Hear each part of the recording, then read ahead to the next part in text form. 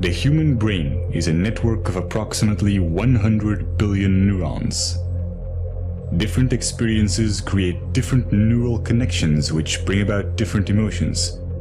And depending on which neurons get stimulated, certain connections become stronger and more efficient, while others may become weaker. This is what's called neuroplasticity. Someone who trains to be a musician will create stronger neural connections that link the two hemispheres of the brain in order to be musically creative. Virtually any sort of talent or skill can be created through training.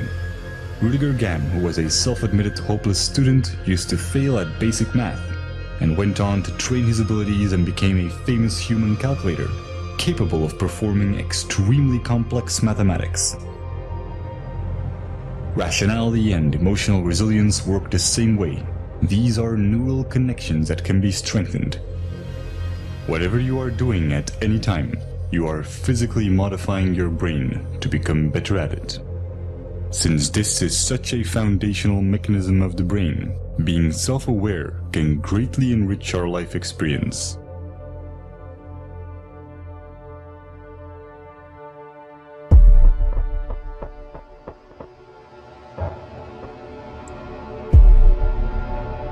Specific neurons and neurotransmitters, such as norepinephrine, trigger a defensive state when we feel that our thoughts have to be protected from the influence of others. If we are then confronted with differences in opinion, the chemicals that are released in the brain are the same ones that try to ensure our survival in dangerous situations. In this defensive state, the more primitive part of the brain interferes with rational thinking, and the limbic system can knock out most of our working memory, physically causing narrow-mindedness. We see this in the politics of fear, in the strategy of poker players, or simply when someone is stubborn in a discussion. No matter how valuable an idea is, the brain has trouble processing it when it is in such a state. On a neural level, it reacts as if we're being threatened, even if this threat comes from harmless opinions or facts that we may otherwise find helpful and could rationally agree with.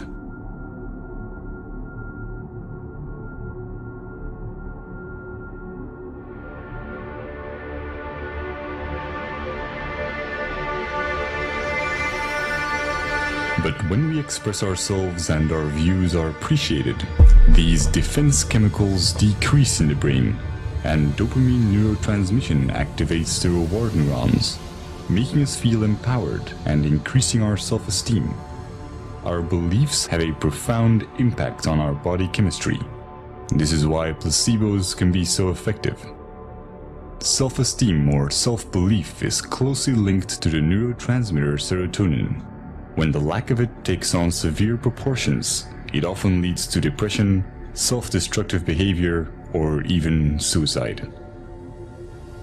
Social validation increases the levels of dopamine and serotonin in the brain, and allows us to let go of emotional fixations and become self-aware more easily.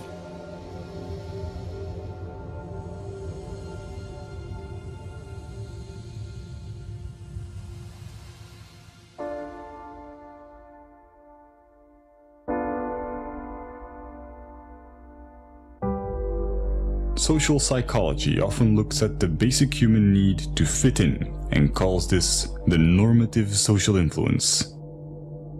When we grow up, our moral and ethical compass is almost entirely forged by our environment, so our actions are often a result of the validation we get from society. But new developments in neuroscience are giving us a better understanding of culture and identity.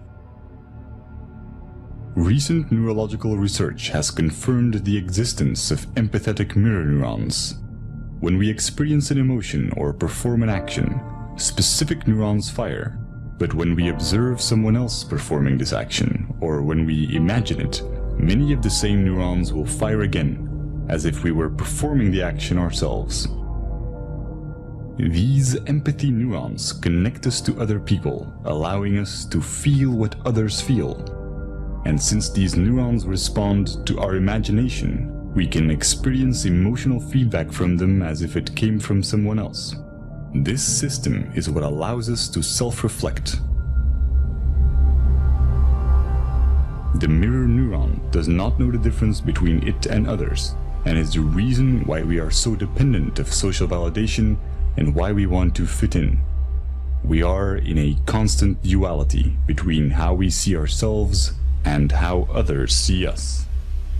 This can result in confusion in terms of identity and self-esteem, and brain scans show that we experience these negative emotions even before we are aware of them. But when we are self-aware, we can alter misplaced emotions because we control the thoughts that cause them. This is a neurochemical consequence of how memories become labeled when retrieved and how they are restored through protein synthesis. Self-observing profoundly changes the way our brain works. It activates the self-regulating neocortical regions, which give us an incredible amount of control over our feelings.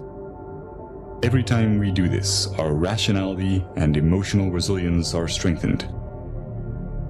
When we are not being self-aware, most of our thoughts and actions are impulsive. And the idea that we are randomly reacting and not making conscious choices is instinctively frustrating. The brain resolves this by creating explanations for our behavior and physically rewriting it into our memories through memory reconsolidation, making us believe that we were in control of our actions. This is also called backward rationalization, and it can leave most of our negative emotions unresolved and ready to be triggered at any time. They become a constant fuel to our confusion, as our brain will keep trying to justify why we behaved irrationally. When we use our mirror neurons to look at ourselves, we may construct the idea of identity. But if we do this with our scientific understandings, we see something completely different. The neural synergies that produce our oscillating consciousness go far beyond our own neurons. We are equally the result of cerebral hemispheres interacting electrochemically, as we are of the senses connecting our neurons to other neurons in our environment. Nothing is external. This is not a hypothetical philosophy. It is the basic property of mirror neurons, which allow us to understand ourselves through others. Seeing this neural activity as your own while excluding the environment would be a misconception.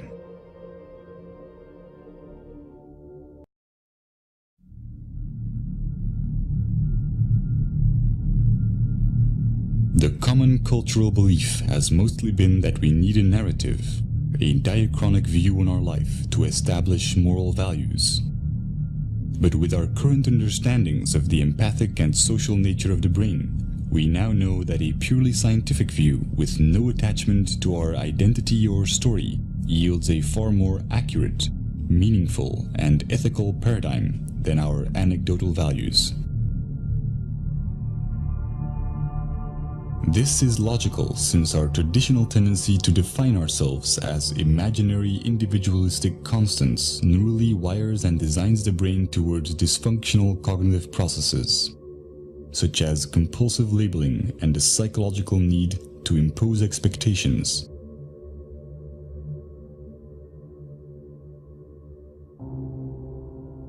Practical labeling underpins all forms of interactions in our daily lives. But by psychologically labeling the self as internal and the environment as external, we constrain our own neurochemical processes and experience a diluted disconnection.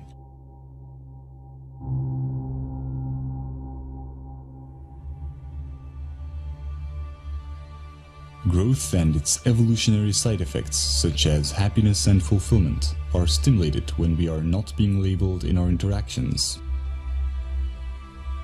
We may have many different views and disagree with one another in practical terms, but interactions that nevertheless accept us for who we are without judgment are neuropsychological catalysts that wire the human brain to acknowledge others and accept rationally verified belief systems without dissonance. Stimulating this type of neural activity and interaction alleviates the need for distraction or entertainment and creates cycles of constructive behavior in our environment. Sociologists have established that phenomena such as obesity and smoking, emotions and ideas spread and ripple through society in much the same way that electric signals of neurons are transferred when their activity is synchronized. Whatever the outcome, it is clear that we have entered an era where science is open to everyone. And if we can preserve unfiltered access to a neutral internet, we can test the validity of our ideas.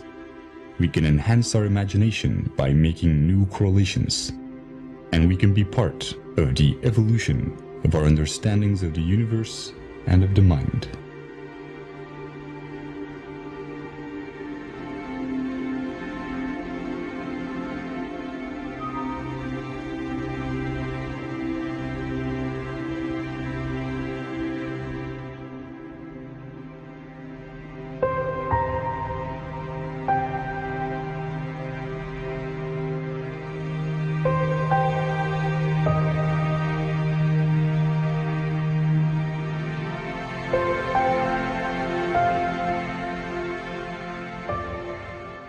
In quantum mechanics, we have learned to approach reality differently and see everything as probabilities instead of certainties. In a mathematical sense, anything is possible. As well as in science as in our daily lives, the extent to which we can calculate or figure out probabilities is determined by our intellectual capability to recognize patterns. The less biased we are, the clearer we can identify these patterns and base our actions on reasonable probabilities.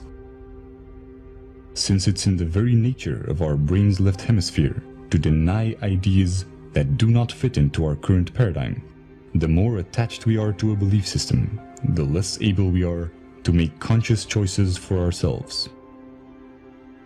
But by observing this process, we expand our awareness and enhance our free will.